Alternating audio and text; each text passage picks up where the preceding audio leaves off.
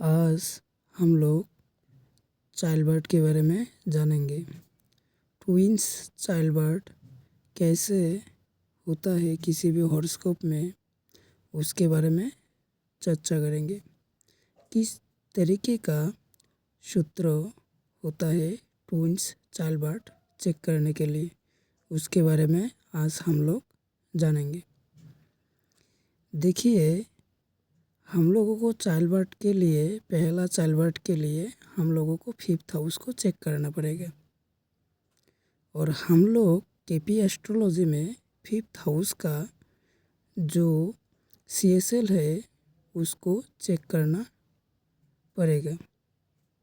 तब हम लोग पता कर सकते हैं कि उसका चाइल्ड ट्विंस होगा या ऐसे ही सिंगल होगा, तो हमें वहाँ से पता चलता है। ट्विंस चाइल्ड के लिए ये सूत्र याद रखना पड़ेगा। कैसे?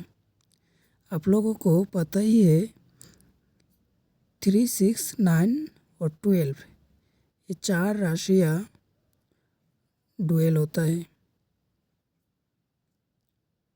ओके, अगर किसी भी हॉरोस्कोप में 5th हाउस का CSL इन्हीं राशि में और उसका जो NL है इन्हीं राशि में होगा, तब व्यक्ति का डुएल चाइल्ड होगा। फॉर एग्जाम्पल, किसी भी हॉरोस्कोप में आप लोग चेक करिए कि 5th हाउस का CSL मान लीजिए मरकरी है और उसका जो नक्षत्र है वो मान लीजिए मून है। तो अब देखिए, ये दोनों प्लेनेट डुएल साइन में तो नहीं है। अगर डुएल साइन में है तो उस व्यक्ति का ट्विंस चाइल्ड होने का संभव है, मतलब होगा ही।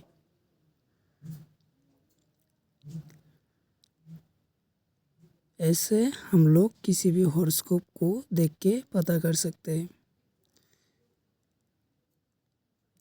अगर किसी भी व्यक्ति का हॉरोस्कोप में आप लोग देखिएगा कि उसका जो 5th हाउस का CSL और NL मरकरी है, अनटैलेंटेड है,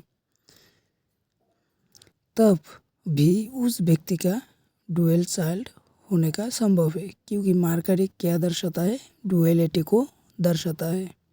तब भी उस व्यक्ति का डुएल चाइल्ड जरूर होगा।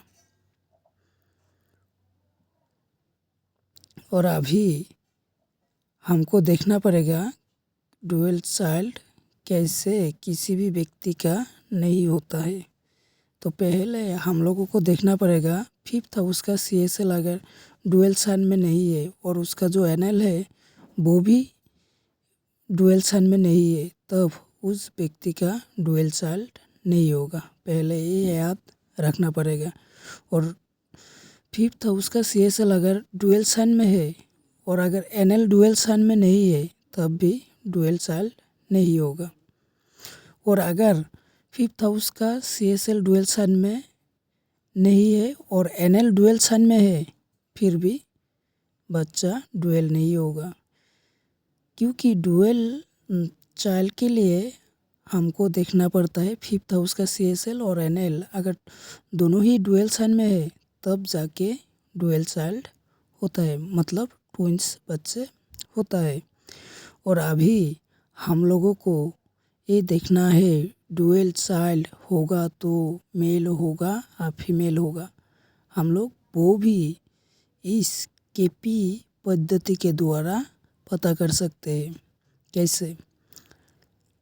आप लोग देखिएगा 5th हाउस का CSL अगर मरकरी है और उसका जो NL भी है मरकरी मान लीजिए, तो उसका जो चाइल्ड होगा वो एक मेल और एक फीमेल होगा। और अगर 5th हाउस का CSL का जो NL है वो अगर सेट्रेन होगा तो एक फीमेल और एक चाइल्ड मेल होगा।